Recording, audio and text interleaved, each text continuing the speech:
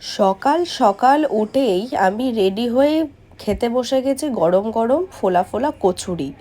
আরে এই কচুরিটা খাওয়ার কারণ হলো, সকাল সকালেই আমার কাজ ছিল, আর সকালে কাজ থাকার কারণে ঘরে কোনো রকমই ব্রেকফাস্ট আমি রেডি করতে পারিনি, কারণ নিজে রেডি হওয়া, তারপর সমস্ত কিছু কাজের প্রোডাক্ট সমস্ত গুছিয়ে, আর যেহেতু প্রচণ্ড বিজি শিডিউল যাচ্ছে, প্রত্যেক দিন রাত্রে বাড়ি ফেরা হচ্ছে, তো কোনো কিছুই খুব একটা সকাল সকাল আমি উঠে সমস্ত রেডি করতে করতে কোনো ব্রেকফাস্ট রেডি করতে পারিনি। তাই সকাল সকালই কচুরি খেয়ে বেরিয়ে পড়েছিলাম কাজের উদ্দেশ্যে। আর লোকেশনটা ছিল বেশ দূরে, রাজারহাটের অনেকটাই ভেতরে। তোমরা লোকেশনটা নিশ্চয়ই দেখতেই পাচ্ছ যে পুরোই আমাদের গ্রাম্য পরিবেশের মতো। আমাদের ওখানে খুব লোকালিটি কমই ছিল বলতে হবে। আর আমার মাথায় এটা ছিল যে লোকেশন যেহেতু অনেক দূরে, আর খুঁজতে খুঁজতে আমার প্রায় অনেকটাই সময় লেগে গেছিলো ক্লায়েন্টের বাড়ি, তাই আমারও মাথায় এটা ছিল যে আমাকে ঝটাফট কাজ করে বাড়ি ফিরে আসতে হবে। তো তোমরা আমাকে যারা জিজ্ঞাসা করো যে দিদি তুমি বাড়িতে গিয়ে সার্ভিস দাও কি না, হ্যাঁ আমি নিশ্চয়ই বাড়ি গিয়ে সার্ভিস দিই, কিন্তু সেই বাড়ির হোম সার্ভিস যখন আমি দিই তার চার্জেসটা কিন্তু আলাদা হয়।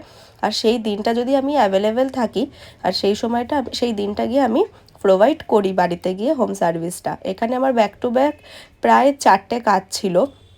তো আমার যেহেতু তাড়াতাড়ি বাড়ি ফেরারও ছিল, কারণ আমার ক্লায়েন্টের সাথেও যখন কথা হচ্ছিলো আমাকে বলছিল দিদি রাত্রির 9টা বেজে গেলে কিন্তু আমি তোমার বাড়ি যেতে দেবো না, কারণ ওদের লোকেশনটা এতটাই নিরিবিলি আর এতটাই ভেতরে ছিল লোকালিটি থেকে, রাজারহাট মেন লোকালিটি থেকে, যে আমি ওখান থেকে সেফলি হয়তো বাড়ি ফিরতে পারতাম না। তো আমার মাথায় সেটা রেখে আমি ঝটপট করে 7টার মধ্যেই বেরিয়ে পড়েছি। আর 7টাতে তোমাদেরকে আমি লোকেশনটা দেখাচ্ছি, ওখানে প্রায় একটা মানুষও পর্যন্ত নেই, খুব কম 1-2 জন যাচ্ছে, আর চারিদিকটাই ফাঁকা, আর বেশ মানে অন্ধকার জায়গাটা ছিল।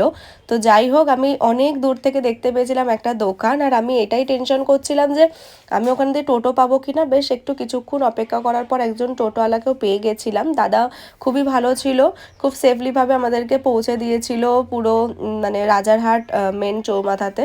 ওখান থেকে আমাদের বাস নেবার ছিল।